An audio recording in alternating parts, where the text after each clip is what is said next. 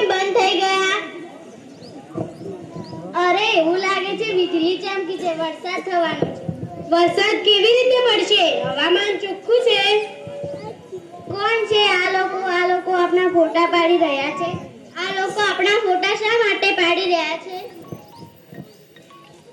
આ લોકો બધો કચરો તેમની સાથે લાવ્યા છે. આ લોકો તો જતા રહેશે. અમારી ધરતી માતા માટે શ્વાસ લેવો પણ મુશ્કેલ પડી જશે.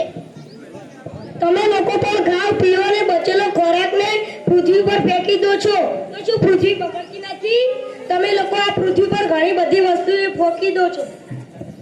લોકો જે પણ વસ્તુનો ઉપયોગ કરે છે તે કુદરતી છે અને જે કંઈ બચે છે તે આપણે માટીમાં નાખી દઈએ છીએ અને તે ફરીથી કુદરતી બની જાય છે. આવી રીતે અમે સદીઓથી કુદરતી સાથે ચાલતા આવ્યા છીએ અને અમે નથી ઈચ્છતા કે કોઈ બહારથી આવીને અમારી ધરતીને ખરાબ કરે. તમને શું લાગે છે આઝાદીની લડાઈ 1857માં થઈ?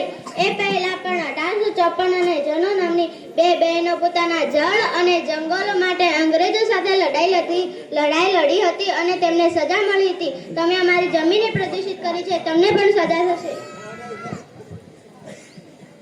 સરપંચજીને બોલાવો. આ બધું શું ચાલી રહ્યું છે અને આપણી ધરતીને કોને પ્રદૂષિત કરી છે? લાગે છે ધરતીકામ થયો છે, પૃથ્વી ધ્રુજી રહી છે. હે દેવી માં, તમે કોણ છો?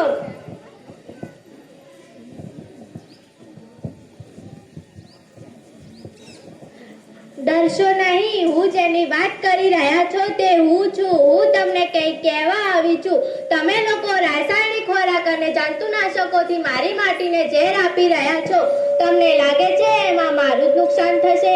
તમે પર્વતો કાપીને નદીઓના પાણીમાં રાસાયણિક ઝેર ભેળવી રહ્યા છો. તમને મારી પીડા નથી મહેસૂસ થતી? તમે મારા વિલાપ સાંભળી શકતા નથી? જ્યારે મારી માટી ઝેરી બની જશે તો તેમાંથી ઉત્પન્ન થતો ખોરાક પણ ઝેરી હશે અને આવનારી પેઢીઓ તે ખાઈને નબળી પડી જશે.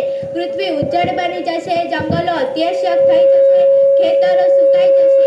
શું તમે વેદોમાં વાંચ્યું નથી કે પૃથ્વી તમારી માતા છે, કુદરત માતા છે? તમારા પુરાણો અને ધાર્મિક ગ્રંથે અમુક અંશ અનુસરો. અમને ક્ષમા કરી દો ધરતી માતા.